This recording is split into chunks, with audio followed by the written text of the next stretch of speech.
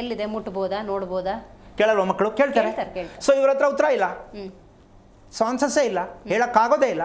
ಹೇಳೋದನ್ನು ಕೇಳು, ತಲಾಟೆ ಹೇಳ್ಬೇಡ ನೀನು. ಸೊ ಮುಚ್ಚಾಕ್ತಾರೆ. ಆ ಮಗು ಅಂದ್ಕೊಳ್ಳುತ್ತೆ ಇವ್ರ ಹತ್ರ ಏನು ಮಾತಾಡೋದು ಅರ್ಥ ಇಲ್ಲ, ಇವ್ರಿಗೇನು ಗೊತ್ತಿಲ್ಲ. ಹೌದು. ಒಂದಲ್ಲ ಒಂದಿನ ತಿರುಗಿ ಬೀಳ್ತಾನೆ, ನಿಮ್ಗೇನು ಗೊತ್ತಿಲ್ಲ, ನಿಮ್ಮ ಹೊಟ್ಟೆ ಹುಟ್ಟಿದ್ದೇ ತಪ್ಪು ನಾನು. ಆವತ್ತು ಶಾಸ್ತ್ರ ಕೇಳಕ್ಕೆ ಹೋಗ್ತಾರೆ ಇವರು, ನನ್ನ ಮಗ ತಿರ್ಕೊಂಡು ಮಾತಾಡ್ತಾನೆ.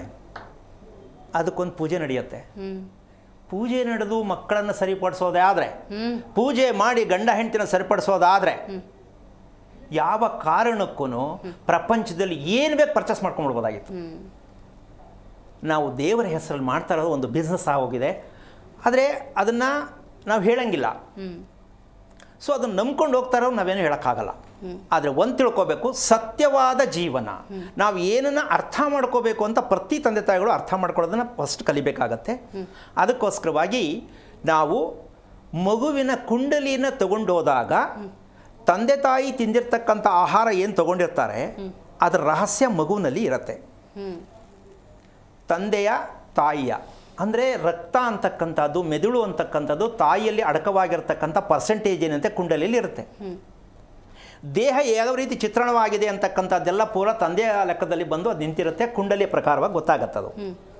ಅದರಲ್ಲಿ ಅವರ ಆಹಾರ ಬಳಕೆ ಯಾವ ರೀತಿ ಇತ್ತು ಅಂತ ಅದರಲ್ಲಿ ಗೊತ್ತಾಗತ್ತೆ. ಯಾವುದರಲ್ಲಿ? ಕುಂಡಲಿಯಲ್ಲಿ. ಈಗ ಕುಂಡಲಿಯಲ್ಲಿ ನಾವು ಕೇಳೋದೇನು, ಅವ್ರು ಹೇಳೋದೇನು? ಮಗು ಚೆನ್ನಾಗಿ ಓದುತ್ತಾ ನೋಡಿ, ಸುಳ್ಳು. ಮಗು ಏನಾಗತ್ತೆ ನೋಡಿ, ಸುಳ್ಳು. ಅವ್ರು ಹೇಳ್ತಾರೆ ಮಗು ತುಂಬ ಚೆನ್ನಾಗಿ ಓದ್ತಾನೆ, ಸುಳ್ಳು. ಅಂದರೆ ಹೇಳಿದ್ದು ಕೇಳಿದ್ದು ಎರಡೂ ಸುಳ್ಳು. ನಾವು ಇದರಲ್ಲೇ ಹೋಗ್ತಾ ಇದೀವ ಇಲ್ವಾ? ಶಾಸ್ತ್ರದ ಮೂಲ ಅರ್ಥ ಏನು ಅಂತ ಫಸ್ಟ್ ತಿಳ್ಕೋಬೇಕು. ಶಾಸ್ತ್ರ ಎಂದರೆ ಏನು ಅಂದರೆ ಉತ್ತರ ಏನಾದ್ರು ಹೇಳೋಕ್ಕಾಗತ್ತಮ್ಮ? ಶಾಸ್ತ್ರ, ನಾವು ಹೆಣ್ಣು ಗಂಡಿಗೆ ಶಾಸ್ತ್ರ ಕೇಳ್ತೀವಿ, ಮದುವೆ ಮ್ಯಾಚಿಂಗ್ ಶಾಸ್ತ್ರ ಕೇಳ್ತೀವಿ ಅಂತ ಹೇಳ್ತೀವಿ ನಾವು. ಶಾಸ್ತ್ರದ ಮೂಲ ಅರ್ಥ ಏನು ಅಂತ ತಿಳ್ಕೋಬೇಕು ಫಸ್ಟ್ ನಾವು.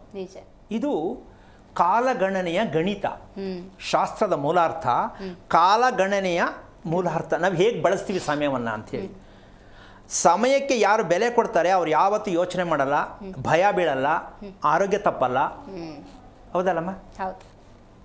ಅರ್ಧ ಗಂಟೆ ಲೇಟಾಗಿ ತಡವಾಗಿ ಹೊರಟ್ಬಿಟ್ಟು ಮುಂದೆ ಸಿಗ್ನಲ್ ಸಿಕ್ಕುತ್ತೆ ಅಂತ ಗೊತ್ತು ತಡವಾಗಿ ಹೊರಟ್ರೆ ಹೆಂಗೆ ರೀಚ್ ಆಗ್ತೀರಾ ನೀವು? ನಿಜ.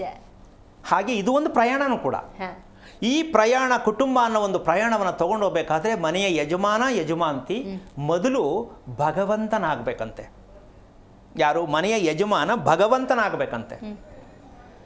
ಈ ಭಗವಂತನಾಗಬೇಕು ಅಂತಕ್ಕಂಥದ್ದು ಯಾಕಾಗಬೇಕು ಅಂದರೆ ಈ ಮಗು ಹುಟ್ಟಿದಿರ್ತಕ್ಕಂಥ ಕುಟುಂಬವಾದ ಮೂಲ ತೋರಿಸುತ್ತೆ ಅಂತ ನಾನೇನು ಹೇಳಿದೆ ಅಮ್ಮ. ಕುಟುಂಬದ ಮೂಲ ಯಾವ ತೋರಿಸ್ಬೋದು? ವಿಚ್ಛೇದನಗಳು ಈ ವಂಶದಲ್ಲಿ ಎಷ್ಟು ನಡೆದಿದೆ? ಕುಟುಂಬದ ಮೂಲ ಈ ಮಗು ಹುಟ್ಟಿರ್ತಕ್ಕಂಥ ವಂಶದಲ್ಲಿ, ತಾಯಿ ವಂಶದಲ್ಲಿ, ತಂದೆ ವಂಶದಲ್ಲಿ ಎಷ್ಟು ವಿಚ್ಛೇದನಗಳಾಗಿದೆ. ಇದನ್ನು ತಿಳಿದಾಗ ಈ ಮಗುವನ್ನು ರಿಪೇರಿ ಮಾಡ್ಬೋದು ನಾವು. ಓಕೆ ಗುರುಗಳೇ, ಗೊತ್ತಾಯಿತು. ಅಂದರೆ ಒಂದು ಮಗುವಿನ ಸಾತ್ವಿಕ ಅಥವಾ ಸಮೃದ್ಧವಾದ ಜೀವನಕ್ಕೆ ಏನೆಲ್ಲ ಕಾರಣ ಆಗುತ್ತೆ, ಅದಕ್ಕೆ ಆಹಾರ ಹೇಗೆ ಪ್ರಮುಖ ಕಾರಣ ಅನ್ನೋದು ನೀವು ತಿಳಿಸ್ಕೊಡ್ತಾ ಇದ್ರಿ. ಇನ್ನೂ ನಾನು ಮಾಹಿತಿಯನ್ನು ಪಡ್ಕೊಳ್ತೀನಿ. ನೋಡ್ತಾ ಇದ್ರಲ್ಲ ವೀಕ್ಷಕಣೆ, ಸತ್ಸಂತಾನ ಅಂತಿರುತ್ತೆ. ಅಥವಾ ಜನಿಸಿದ ಯಾವುದೇ ಮಗು ಒಂದು ಸತ್ಪ್ರಜೆಯಾಗಿ ಅಥವಾ ಸಮಾಜಕ್ಕೆ ಒಂದು ಪೂರಕವಾಗಿ ಬದುಕಬೇಕು ಅನ್ನೋದಾದರೆ, ಅಥವಾ ಸಮೃದ್ಧವಾದ ಜೀವನವನ್ನು ನಡೆಸಬೇಕು ಅನ್ನೋದಾದರೆ ಅದಕ್ಕೆ ಆದಂತಹ ಮಾರ್ಗಗಳಿದ್ದಾವೆ. ಅದನ್ನು ಬಹಳ ಸವಿಸ್ತಾರವಾಗಿ ಗುರುಗಳು ತಿಳಿಸ್ಕೊಳ್ತಾ ಇದ್ದಾರೆ. ಇನ್ನೂ ಕೂಡ ಮಾಹಿತಿಯನ್ನು ಪಡ್ಕೊಳ್ಳೋಣ. ಇವತ್ತಿನ ಕಾರ್ಯಕ್ರಮದ ನಾವು ಮಕ್ಕಳ ಕುರಿತಂತೆ ಮಾತಾಡ್ತಾ ಇದ್ವಿ. ವಿಶೇಷವಾಗಿ ಮಕ್ಕಳ ಆರೋಗ್ಯ ಅಂದಾಗ ಅಥವಾ ಸಮೃದ್ಧವಾದ ಜೀವನವನ್ನು ಪ್ರತಿಯೊಂದು ಮನುಕುಲ ಅನುಭವಿಸಬೇಕು ಅನ್ನೋದಾದರೆ ಸಣ್ಣ ಪುಟ್ಟ ಮಾರ್ಪಾಡುಗಳನ್ನು ಖಂಡಿತ ಮಾಡ್ಕೊಳ್ಬೇಕಾಗತ್ತೆ. ವ್ಯತ್ಯಾಸ ಎಲ್ಲಾಗಿದೆ ಅಂತ ನೋಡೋದಾದರೆ ಆ ಮೂಲ ಪದ್ಧತಿಯೇ ನಮಗೆ ಗೊತ್ತಿಲ್ಲ ಅನ್ನುವಂಥದ್ದು. ಹಾಗಾಗಿ ಸರಿಯಾದ ಪದ್ಧತಿಯನ್ನು ಅನುಸರಿಸಿದರೆ ಪ್ರತಿಯೊಬ್ಬರ ಜೀವನದಲ್ಲೂ ಕೂಡ ಸಮೃದ್ಧವಾದಂತಹ ಬದುಕು ನಿಮ್ಮದಾಗುತ್ತೆ ಅನ್ನೋದು ನಮ್ಮ ಕಾರ್ಯಕ್ರಮದ ಸದಾಶಯ. ಆ ನಿಟ್ಟಿನಲ್ಲಿ ನಾವು ಆರೋಗ್ಯ ರಹಸ್ಯ ಅನ್ನುವಂತಹ ಕಾರ್ಯಕ್ರಮವನ್ನು ಮಾಡ್ತಾ ಇದ್ದೀವಿ. ಈ ಕಾರ್ಯಕ್ರಮಕ್ಕೆ ಇದೀಗ ಶಿರಾಯಿಂದ ಮಂಜುನಾಥ್ ಕರೆ ಮಾಡಿದ್ದಾರೆ. ನಮಸ್ಕಾರ ಮಂಜುನಾಥ್ ಅವರೇ. ನಮಸ್ತೆ ಮೇಡಮ್. ನಮಸ್ತೆ ಮೇಡಮ್. ಮಂಜುನಾಥ್ ಅವರು, ನೀವು ಮಾತಾಡೋದು ಕೇಳಿಸ್ತಾ ಇಲ್ಲ, ಸ್ವಲ್ಪ ಗಟ್ಟಿಯಾಗಿ ಮಾತಾಡಿ ಮೇಡಮ್. ನಮಸ್ತೆ ಮೇಡಮ್, ಕೇಳಿಸ್ತಾ ಇದೆ ಮೇಡಮ್. ನಮಸ್ತೆ ಮೇಡಮ್, ನಾನು ಮಂಜುನಾಥ್ ಅಂತ. ಓಕೆ, ಕೇಳಿಸ್ತಿಲ್ವಲ್ಲ ಮಂಜುನಾಥ್ ಅವರೇ? ಮೇಡಮ್ ಇವಾಗ ಕೇಳಿಸ್ತಾ ಇದೆ ಮೇಡಮ್. ನನ್ನ ಹೆಸರು ಮಂಜುನಾಥ್ ಅಂತ ಮೇಡಮ್. ನಮಸ್ತೆ ಮೇಡಮ್. Hello hello. ಓಕೆ, ಕೇಳಿಸ್ತಾ ಇದೆ ಮೇಡಮ್. ಕೇಳಿಸ್ತಾ ಇದೆ ಮೇಡಮ್. ಹಾ, ನಿಮ್ಮ ಪ್ರಶ್ನೆ ಕೇಳಿ ನೋಡೋಣ. ಮೇಡಮ್ ನಾನು ಮಂಜುನಾಥ್ ಅಂತ ಮೇಡಮ್. ನನಗೆ 44 ವರ್ಷ ಮೇಡಮ್. ಈಗ ನನಗೆ ನಾನು ಮದುವೆ ಆಗಿಲ್ಲ ಇನ್ನೇನ. ಬಟ್ ನನಗೊಂದು ವಿಶ್ವವಿದ್ಯಾಲಯ ಕ್ರಿಯೇಟ್ ಮಾಡ್ಬೇಕು ಅಂತ. ಸ್ಪಷ್ಟವಾಗಿ ನಿಮ್ಮ ಪ್ರಶ್ನೆ ಕೇಳಿ ಮಂಜುನಾಥ್ ಅವರೇ. ಗುರುಗಳೇ ಇದ್ದಾರೆ, ನೇರವಾಗಿ ನಿಮ್ಮ ಪ್ರಶ್ನೆ ಕೇಳಿ. ಹಲೋ ಖಂಡಿತ ಮೇಡಮ್. ಸರ್ ನಾರಾಯಣ ಹೇಳಿಪ್ಪ, ಹೇಳಿ ಹೇಳಿ ಹೇಳಿ, ಕೇಳಿಸ್ತಾ ಇದೆ, ಹೇಳು. ಸರ್ ನನ್ನ ಹೆಸರು ಮಂಜುನಾಥ್, ಹೇಳಿ. ಸರ್ ಇನ್ನ ಮದುವೆ ನಾನು ಆಗಿಲ್ಲ ಸರ್. ಮತ್ತೆ ನಾನು ಒಂದು ವಿಶ್ವವಿದ್ಯಾಲಯ ಸ್ಥಾಪನೆ ಮಾಡ್ತಾ ಇದ್ದೀನಿ ದೇವರ ಹೆಸರಲ್ಲಿ, ಈಶ್ವರನ ಹೆಸರಲ್ಲಿ. ಅದನ್ನು ಮಾಡಬೇಕು. ದಯವಿಟ್ಟು ಮದುವೆ ಮತ್ತೆ ವಿಶ್ವವಿದ್ಯಾಲಯ ಯಾವಾಗ ಆಗುತ್ತೆ ದಯವಿಟ್ಟು ತಿಳಿಸ್ಕೊಡ್ಬೇಕು ಸರ್. ದಯವಿಟ್ಟು ನಿಮ್ಮ ಪಾದಕ್ಕೆ ಹೇಳ್ತಾ ಇದ್ದೀನಿ. ಮಂಜುನಾಥ್, ನಿಮ್ಮ ವಯಸ್ಸೆಷ್ಟು? ವಯಸ್ಸೆಷ್ಟು? Sir 44 sir. ನಿಮ್ಮ ತಂದೆ ಎಲ್ಲಿದ್ದಾರೆ? ಸರ್ ಅವ್ರು ತೀರ್ಕೊಂಡಿದ್ದಾರೆ ಸರ್. ಎಷ್ಟು ವರ್ಷ ಆಯಿತು? ಸರ್ 3 ವರ್ಷ ಆಯಿತು ಸರ್. ಏನಾಗಿತ್ತು ಅಪ್ಪನಿಗೆ? ಅಪ್ಪನಿಗೆ ಏನಾಗಿತ್ತು? ಸರ್ ಹಾರ್ಟ್ ಅಟ್ಯಾಕ್ ಆಗಿತ್ತು, ಮತ್ತೆ ಫಿಟ್ಸ್ ಇಂದ ತೀರ್ಕೊಂಡು ಸರ್. ಎಲ್ಲಿ ಆಗಿದ್ದು ಹಾರ್ಟ್ ಅಟ್ಯಾಕ್? ಮನೆಯಲ್ಲ, ಹಾಸ್ಪಿಟಲ್ ಅಲ್ಲ? ಹಾಸ್ಪಿಟಲ್ ಅಲ್ಲಿ ಸರ್. ಓಕೆ, ಹತ್ರದಲ್ಲಿ ಯಾರಿದ್ರು ಅವಾಗ? ಹತ್ರದಲ್ಲಿ ನಾನಿದ್ದೆ, ನಮ್ಮ ಬ್ರದರ್ ಇದ್ರು ಸರ್. ಗೊತ್ತಾ ಪ್ರಾಣ ಹೋಗಿದ್ದು? ನಿಮ್ಗೆ ಗೊತ್ತಾ ಪ್ರಾಣ ಹೋಗಿದ್ದು ನಿಮ್ಗೆ ಗೊತ್ತಾಯ್ತಾ? ಆಮೇಲೆ ಹೇಳಿದ್ರ ಡಾಕ್ಟ್ರು ಅಂತ ಹೇಳ್ತೀನಿ. ಇಲ್ಲ, ಡಾಕ್ಟರ್ ಆಮೇಲೆ ಹೇಳಿದ್ರು ಸರ್. ಓಕೆ, ಈ ಪ್ರಶ್ನೆ ಏನಕ್ಕೆ ನಾನು ಇದು ಕೇಳಿದೆ ಅಂತ ಹೇಳ್ತೀನಮ್ಮ. ಪ್ರಾಣ ಹೋಗೋದಕ್ಕೂ ಇವರಿರೋದಕ್ಕೂ ಯಾಕೆ ಲಿಂಕ್ ಸಿಕ್ಕಲಿಲ್ಲ ಅಂತಕ್ಕಂಥ ಪ್ರಶ್ನೆ. ಎರಡನೇ ವಿಷಯ ಮಂಜುನಾಥ್, ಹಾಂ ಸರ್. ನಿಮ್ಮ ರಾತ್ರಿ ಮಲಗೋದು ಬೆಳಗ್ಗೆ ಏಳೋದು ಹಾಂ ಸರ್. ಟೈಮ್ ಕರೆಕ್ಟಾಗಿದೆಯಾ ಮಂಜುನಾಥ್ ನಿಮ್ಮದು? ಇಲ್ಲಿ ಸ್ವಲ್ಪ ನಾನು ಲೇಟ್ ಮಾಡ್ತೀನಿ ಸರ್. ನಾನು ಟಿವಿ ನೋಡ್ಕೊಂಡು ಓದೋದು. ಯಾಕಂದ್ರೆ ಸರ್ ನಾನು ಓದಿನ ವಿಷಯದ ಸ್ಥಾಪನೆ ಮಾಡಿದ್ರೆ ಜಗದೀಶ್ವರ ಶ್ರೀಹರಿ ಜಗದೀಶ್ವರ ಹೆಸರಲ್ಲಿ ಅದು ಜಗದೀಶ್ವರ ನನಗೆ ಹೇಳಿದಾನೆ, ಶ್ರೀಹರಿ ಅವನ ಹತ್ರನೇ ನೀನ್ ಮಾತಾಡು, ಖಂಡಿತ ನಿನಗೆ ಓಟಿ ಮಾಡ್ಕೊಡ್ತೇನೆ ಶ್ರೀಹರಿ ಅಂತ. ನನಗೆ ಏನೇನು ಜನಗಳು ನಾನು ಕಾಣಿಸ್ತಾರೋ ಅವರು ನಾನು ಮನುಷ್ಯ ತರ ಪರಿಗಣಿಸಲ್ಲ, ದೇವರ ತರ. ಸ್ವಲ್ಪ ಕೇಳಿಸ್ಕೊತೀರಾ ಮಂಜುನಾಥ್? ಕೇಳಿಸ್ಕೊತೀರಾ? ಹೇಳ್ತೀನಿ. ಖಂಡಿತ ಸರ್. ಭಗವಂತ ನಮ್ಮ ಉಸಿರಾಟದಲ್ಲಿ ಇದ್ದಾನೆ ಅಂತ ಒಪ್ಕೋತೀರಾ? ನಮ್ಮ ಉಸಿರಾಟದಲ್ಲಿ ಭಗವಂತ ಇದ್ದಾನೆ ಅಂತ ಒಪ್ಕೋತೀರಾ? ಖಂಡಿತ ಸರ್. ಹಾಗಿದ್ದ ಮೇಲೆ ನೀವು ಯಾರೋ ಹೇಳಿದ್ರು ಅಂತಕ್ಕಂಥ ವಿಚಾರ ಅಲ್ಲ. ರಾತ್ರಿ ನೀವು ಕರೆಕ್ಟ್ ರೀತಿಯಲ್ಲಿ ಮಲಗ್ತಕ್ಕಂಥದ್ದು, ಬೆಳಗ್ಗೆ ಹೇಳ್ತಕ್ಕಂಥದ್ದು, ಎಷ್ಟು ಗಂಟೆ ಟೈಮು ನಿದ್ದೆ ಮಾಡಿರ್ತೀರಾ ಅಂತ ನೀವು ಅನ್ಕೊಂಡಿದ್ದೀರಾ? ಹೇಳಿ ನೋಡೋಣ.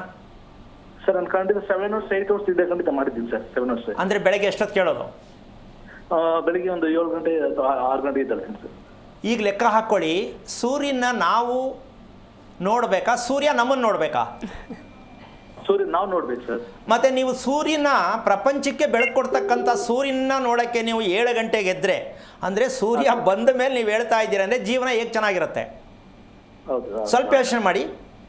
ಹಾಂ ಸರ್. ನೀವು ದಯವಿಟ್ಟು ಏನು ಕೇಳಕ್ಕೆ ಹೋಗಬೇಡಿ, ತಲೆ ಕೆಡಿಸ್ಕೊಳಕ್ಕೆ ಹೋಗಬೇಡಿ.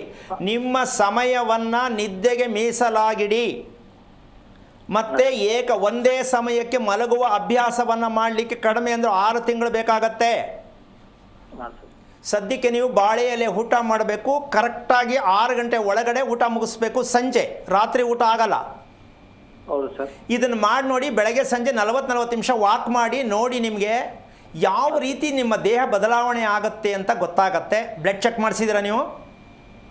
ಮಾಡ್ತಿದ್ದೀನಿ ಸರ್. ಏನಕ್ಕೆ ಮಾಡಿಸಿದ್ರಿ? ಯಾವ ಪಾಸಿಟಿವ್ ತಿಳ್ಕೊಬೇಕು ಅಂತ ಮಾಡಿಸ್ಕೊಂಡೆ ಸರ್. ಅಂದರೆ ಬ್ಲಡ್ಡಿಂದ ಏನು ಸಮಸ್ಯೆ ಅಂತ ತಿಳ್ಕೊಳಕ್ಕೆ ಮಾಡಿದ್ರಾ?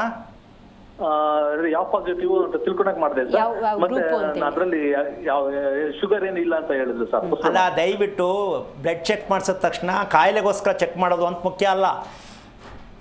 ಮಂಜುನಾಥ್ ಅಂತಕ್ಕಂತಹ ಒಂದು ಹೆಸರಿಗೆ ಲೆಕ್ಕಾಚಾರ ಏನು ಹೇಳುತ್ತೆ ಅಂತಂದರೆ, ಮುಖ್ಯವಾಗಿ ರಕ್ತ ಶುದ್ಧೀಕರಣ ಆಗಬೇಕಂದ್ರೆ ಮನುಷ್ಯ ಏನು ಮಾಡಬೇಕಾಗತ್ತೆ? ಪ್ರತಿಯೊಬ್ಬರು, ಒಬ್ಬರೇ ಅಲ್ಲ, ರಕ್ತ ಶುದ್ಧೀಕರಣ ಆಗಬೇಕಾ ಬೇಡವಾ? ರಕ್ತ ಚಲನೆ ಸರಿಯಾದ ರೀತಿಯಲ್ಲಿ ಆಗಬೇಕಾ ಬೇಡವಾ? ಇದಕ್ಕೇನು ಬೇಕಾಗತ್ತೆ? ಒಳ್ಳೆ ಆಹಾರ. ಅಲ್ಲ, ಆಹಾರ ಆಮೇಲೆ ನಿದ್ದೆನೇ ಚೆನ್ನಾಗಿಲ್ಲ ಅಂದ್ರೆ ಆಹಾರ ಡೈಜೆಷನ್ನೇ ಆಗಲ್ಲ, ಕರಗದೇ ಇಲ್ಲ. ತಗೊಂಡೇನು ಮಾಡ್ತೀರಾ? ಜೀರ್ಣಾಂಗ ರಜೆ ತಗೊಳುತ್ತೆ. ಮೊದಲು ನಿದ್ದೆ ಮಾಡೋದು ಕಲೀರಿ, ಮದುವೆನೂ ಆಗತ್ತೆ, ಆರೋಗ್ಯನೂ ಚೆನ್ನಾಗಿರುತ್ತೆ, ಭಗವಂತ ನಿಮ್ಮಲ್ಲೇ ಕಾಣಿಸ್ತಾರೆ.